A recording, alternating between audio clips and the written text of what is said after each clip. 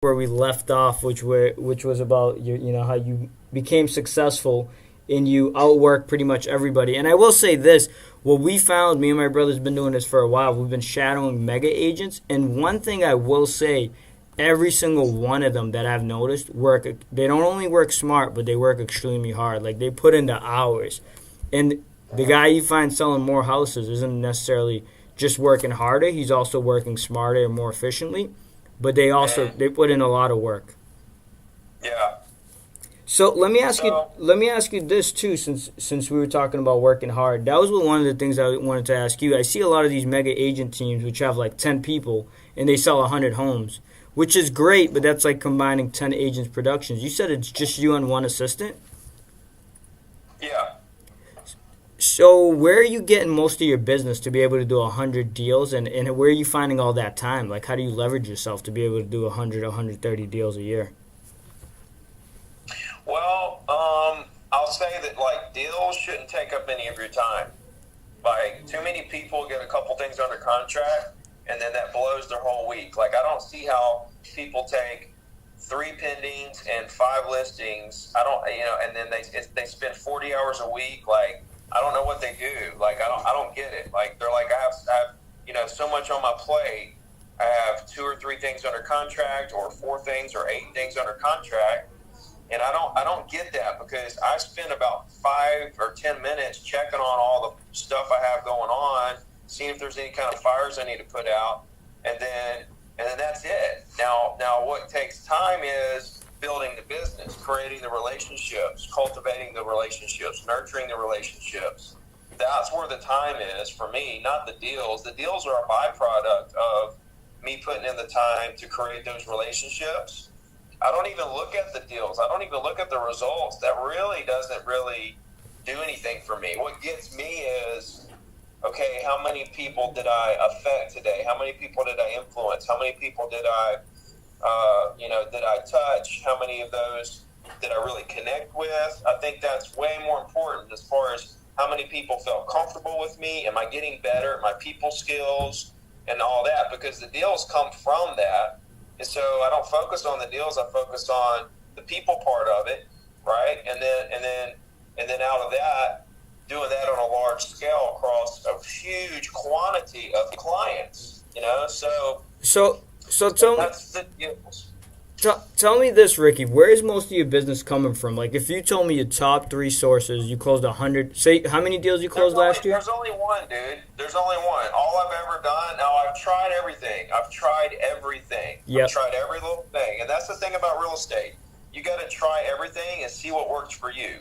Everybody's method of success is different. Like it's each realtor's success blueprint is like a fingerprint. No two are the same at all, ever. Yep. You're unique to your own business, and you have to figure out what works for you, what doesn't work. You got to try everything, and I love trying new things. I'm always trying new things.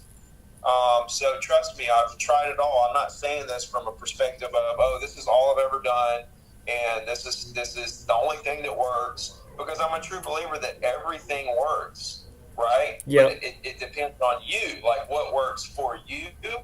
But all I've ever done that has really been super, like that has put my business, like on blast and really blew me up and took me to that number one spot is circle prospecting. Like Wow. Really? from day one, circle prospecting has been the best. It has been the most effective.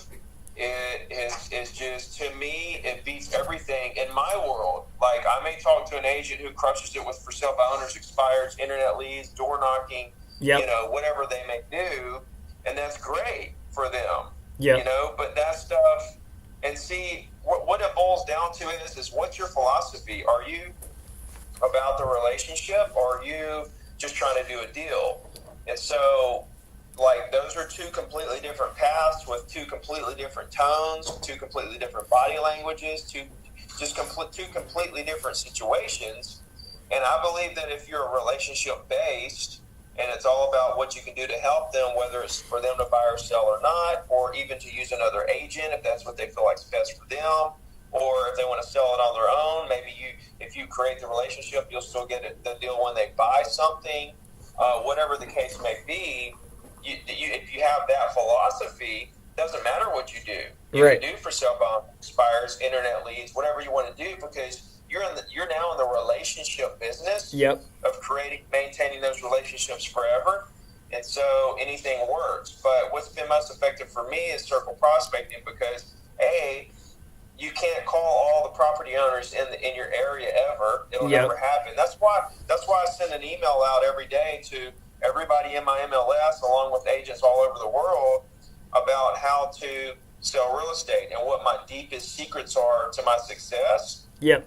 Because I know that even though I'm telling all 3,000 agents in my county everything I do, they're not really going to I mean, they might get a client here or there that I might have had, but the fact is they can't call everybody.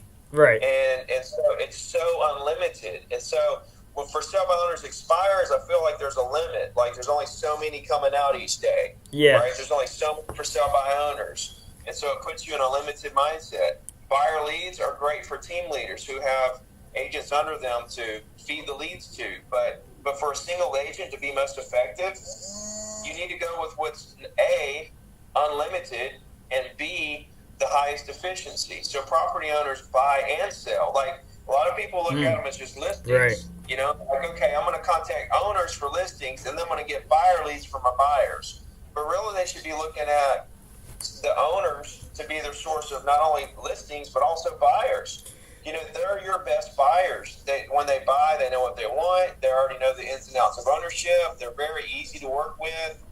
They're your best buyers. And so, to me, I noticed that very early on that was going to be the most efficient way to work, was to create relationships with those people. And I feel like market share equals how many real relationships you have with property owners in the area. So whatever agent in the market has the most real, lifelong, long-term relationships with property owners in the area, that's who owns the market share. Not how many listings you got, how many transactions you got, how many closings you're having compared to the rest of the market. It's how many real relationships you have with property owners, because that agent represents the future business of the market. Yeah. So we trade stock for future earnings of companies. So I trade market share of a real estate agent on future earnings of that agent through how good are their people skills? Do they have those relationships in place long term? Got it. So let me ask you this question, right? So it sounds like, and correct me if I'm wrong, so what you're doing is you're just calling circle dialing, you're putting those people in your database, building a relationship with them, and then that's the majority of your 100 transactions. Is that right? You're just nurturing those relationships, right? Yes. So let's do this. I want to actually do a role play where you call me as I was just a property owner. But before we go there, tell me what happens after that process where you have a good conversation. Like, what CRM are you putting them into? How are you following up with them? How often are you communicating to them? So tell me that aspect, and then right after that, we'll do a role play as if I was a property owner in your market. I don't have a CRM. I plug everybody into Constant Contacts. Yep. That's the system I use now to send emails. Yep. And so I send a weekly email every Wednesday since 2007. Yep. So 11 years now, every single Wednesday, through markets crashing, changing companies, vacations, bad months, crazy things in my life. No matter what happens, that email goes out every Wednesday. Yep. And it shows prospect how consistent you are and hardworking and professional and knowledgeable and all the things they want in an agent. It develops the relationship for you. Once you've made the impression voice to voice, yep, then the email do all the heavy lifting to further that relationship to a point where they call you when they get ready. So what are those? What you want? You want this where they call you. Yeah. What did those emails say? Like, what are you saying every week? It's new listings. It's a nice picture. It's an article. It's closed sales, pending sales. Things for sale in the area. So just consistency. I come up with different stuff. It's a different email every week. Yep. I design it myself every week. I want my personal touch to be there. That's why it's been successful. It's not automated. Yep. And I do. It's different. it changes formats maybe once a year, and or 6 months. I'll do the same format for a while, then I'll get tired of it, and I'll change it. And so I just come up with creative things to keep everybody in the loop of the market and me, and it just creates relevance. It keeps me relevant with everybody forever. All right, let's do this. Let's do a role play. Call me as if I was a property owner in the area, and I just want to hear your script, like what you actually say. So whenever you're ready. And your last name is pronounced? Martiroso. Okay, ring, ring, ring. Hello. Hey, Mr. Martiro. How you doing?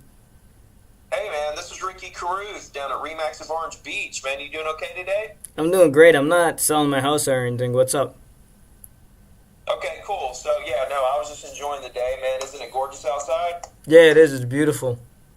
Cool, cool. Well, look, I don't want to take up too much of your time today, but there was a house down the road from you that just sold, and I know you just said you didn't want to sell, but I was just calling to see if there's anything in the world I could do for you today. How much that house sold for? $300,000. Oh, okay. Yeah, there's nothing really you could do for me. I'm good. Cool, cool. Well, look, man, if you were to do something, if you were to buy or sell something, I don't know, man, do you have an agent that you would work with? My wife has somebody she works with that I think does real estate. Okay, cool, cool. Well, here's the thing. I'm sure at some point down the road, I don't know, maybe 5 or 10 years down the road, you're probably going to want to buy or sell something. I would love the opportunity to work with you when that day comes. Would it be all right if I just stayed in touch with you? Yeah, that's fine. Yeah, I don't care. Sure. Okay, cool. What's your email address? It's arthur@dna-realty.com. Cool, cool. I'm gonna start. I'll send you an email today, and we'll begin the relationship. And then at this point, sometimes I might end the call, or I might, if I'm feeling it, I might actually try to make a lunch appointment just to meet them and put a face with the name. And how many calls are you making like this a day? Well, how many I make a day now is a lot different than how many I made when I got in the business, because now I'm doing 100 deals a year. I've built up so much momentum. People are cold calling me to do deals. Like my prospects are cold